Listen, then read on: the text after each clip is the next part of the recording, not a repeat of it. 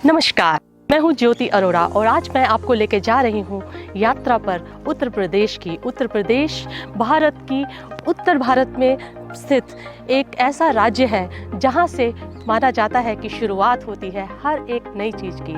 राजनीति का गढ़ माना जाता है और माना जाता है कि आर्टिस्टिक राजधानी आर्टिस्टिक प्रदेश माना जाता है, जहाँ पर एक इतिहास है, एक ऐसी जिसे बोलते हैं कि जहाँ पर कल्चर है, जहाँ पर जिसे स्पिरिचुअलिटी है, ऐसा एक प्रदेश माना जाता है। और आज इसे सबसे बड़ी टूरिस्ट डेस्टिनेशन भारत की माना जाता है, जहाँ से हमें सबसे ज़्यादा रेवेन्यू मिलता है। यहाँ ना सिर्फ स्पिरिचुअल डेस्टिनेशन के नाम से ये मशहूर है, ये टूरिस्ट डेस्टिनेशन के नाम से भी मशहूर है। यहाँ पर मैं आपको एक एक करके कुछ ऐसी जगहों के बारे में बताऊंगी जिनको आप सुनकर वहाँ जाने से रह नहीं पाएंगे। चलिए चलते हैं। सबसे पहले हम जो उत्तर प्रदेश के वेस्टर्न यूपी की तरफ। ये है वेस्टर्न यूपी में स्थित मथुरा नगरी। मथुरा नगरी है कृष्ण भगवान की नगरी।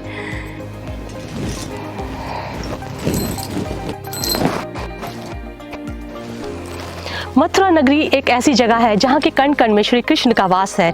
माना जाता है कि ये नगरी आज भी श्री कृष्ण और राधा के प्रेम का सूचक है। मथुरा में जन्म हुआ था श्री कृष्ण का। श्री कृष्ण का आज विश्व में हर जगह पर उनका पूजन किया जाता है।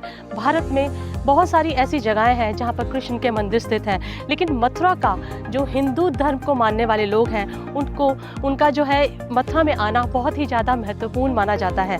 मथुरा में अगर आप जाते हैं तो आपको बहुत सारे ऐसे मंदिर मिलेंगे जो कि आप गिनते गिनते थक जाएंगे, लेकिन आप रुक नहीं पाएंगे। यहाँ पर आपको मिलेगी ऐसी जेल जहाँ पर कृष्ण भगवान का जन्म हुआ था। मथुरा से थोड़ा सा ही आगे जाएंगे तो आपको मिलेगा वृंदावन का बांके बिहारी मंदिर, जहाँ पर आप बांके बिहारी जी के दर्शन कर सकते हैं। बांके बिहारी जी के दर्शन करने के बाद आप वहाँ पर और भी प्रेम मंदिर में जाकर दर्शन कर सकते हैं। वहाँ पर स्थित है एक निधिवन के बारे में कहा जाता है कि वहाँ बहुत सारी तुलसी रूप में गोपियाँ होती हैं, जो रात के समय गोपियाँ बन जाती हैं। और कहा जाता है कि आधी रात को वहाँ पर राधा कृष्ण साक्षात रूप से प्रकट होते हैं और गोपियों के साथ रास लीला रचाते हैं। माना जाता है कि कोई भी उस निधिवन में रह नहीं सकता। अगर कोई वहाँ रहता है और देखने की कोशिश करता है तो या तो उसकी दृष्टि चली जाती है या वो किसी भी तरह से अपनी सुध बुध खो देता है, क्योंकि वहाँ पर सिर्फ और सिर्फ श्री कृष्ण की बातें होती हैं और कृष्ण की भक्ति में लोग सराबोर रहते हैं। चलिए अब आगे बढ़ते हैं। तो आगरा से थोड़ी ही दूर जाते हैं तो हमें मिलती है नगरी। ये है आगरा। आगरा जो है, आगरा 1600 शताब्दी के आसपास शाहजहां ने इस पौराणिक स्थिति को आर्किटेक्चरल सिटी के रूप में स्थापित किया था। और ये जो आर्किटेक्चरल सिटी है ये इसलिए भी मशहूर है क्योंकि यहाँ पर स्थित है भारत में जो विश्व में जो सबसे ज़्यादा माने जाने वाला 7 वंडर्स ऑफ द वर्ल्ड में सबसे पहले नंबर पर अंकित ताजमहल जो है यहाँ पर स्थित है। और ताजमहल जो है उसके अलावा यहाँ पर 3 और मॉन्यूमेंट्स जिसे मैं बोलूँगी कि एक तो है यहाँ का ताज फोर्ट जिसे बोलते हैं आगरा फोर्ट, और दूसरा है फतेहपुर सीकरी। आगरा फोर्ट और Fatehpur Sikri UNESCO world heritage पे लिस्टेड है। इसके अलावा जब आप यहाँ पर आते हैं तो यहाँ का पेट्रा ड्यूरा वर्क काफ़ी फेमस है और इसके अलावा यहाँ पर काफ़ी ज़्यादा हैंडीक्राफ्ट्स का काम है। अगर आप आगरा आ रहे हैं तो वहाँ का पेठा खाना मत भूलिए। आगरा का पेठा विश्व में हर जगह प्रसिद्ध है। आगरा का पागल खाना भी पहले बहुत मशहूर था, लेकिन अब यहाँ से शिफ्ट हो गया है।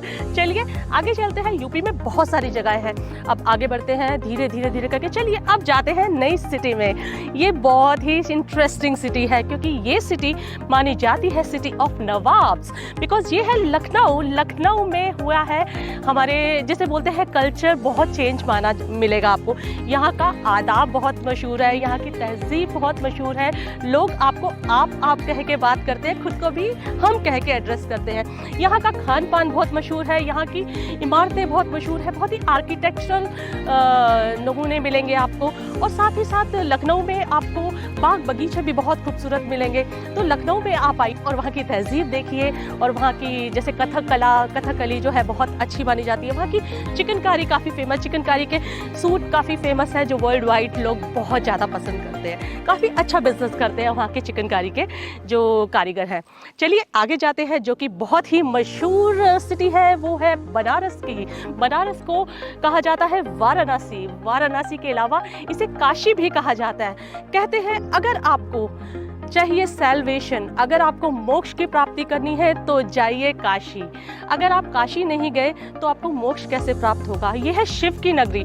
शिव ने खुद इस, कहते हैं 5000 साल पहले शिव भगवान ने खुद इस नगरी का निर्माण किया था, और यहाँ पर गंगा माँ का भी आशीर्वाद है। माँ गंगा की डुबकी लगाना हर इंसान चाहता है, हर हिंदू के लिए बहुत ही पवित्र एक्सपीरियंस होता है यहाँ पर गंगा माँ की डुबकी लगाना।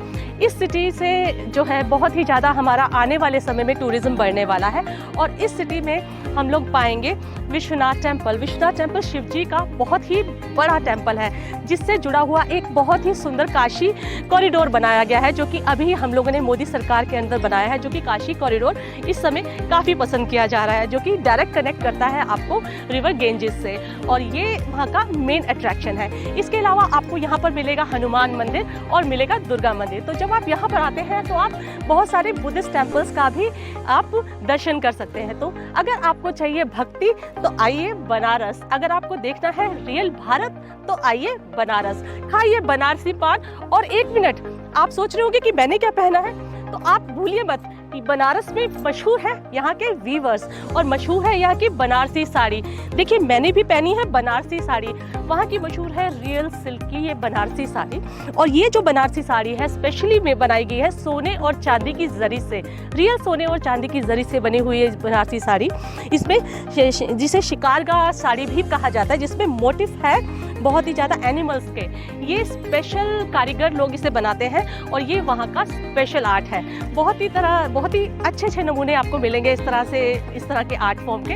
तो आप आइए बनारस और आपको बहुत और चीज़ें मिलेंगी देखने को। चलिए अब आते हैं बहुत ही खूबसूरत हिंदुओं के लिए डिवाइन प्लेस में। ये है प्रयागराज। हर हर गंगे, हर हर गंगे। तो ये है प्रयागराज। प्रयागराज मतलब त्रिवेणी, मतलब ऐसी जगह जहाँ पर बहुत ही पवित्र संगम है। वो पवित्र संगम इसलिए भी है क्योंकि वो है गंगा, जमुना और सरस्वती का संगम। यहाँ पर महाकुंभ का भी आयोजन किया जाता है। महाकुंभ का आयोजन हिंदुओं के लिए बहुत ही जैसे शुभ माना जाता है। यहाँ पर बहुत से दूर दूर से हिंदू, संत, साधु, नागा साधु बहुत लोग यहाँ पर आते हैं और महाकुंभ में सम्मिलित होते हैं। मैंने भी कोशिश की कि मैं इस महाकुंभ का पार्ट बन सकूं और सब से यहाँ पर मुझे भी दर्शन करने को मिले। और ये जो है यहाँ कहते हैं महाकुंभ में डुबकी लगाना, जिसे बोलते हैं कि बहुत ईश्वर के आशीर्वाद से ही किसी को प्रदान होता है। तो आप भी कोशिश कीजिए कि आप त्रिवेणी में आकर यहाँ पर डुबकी लगाएं और प्रयागराज में दर्शन करें। तो आप उत्तर प्रदेश आइए और अपने इस ब्यूटीफुल जर्नी को और भी ब्यूटीफुल बनाइए। नमस्कार।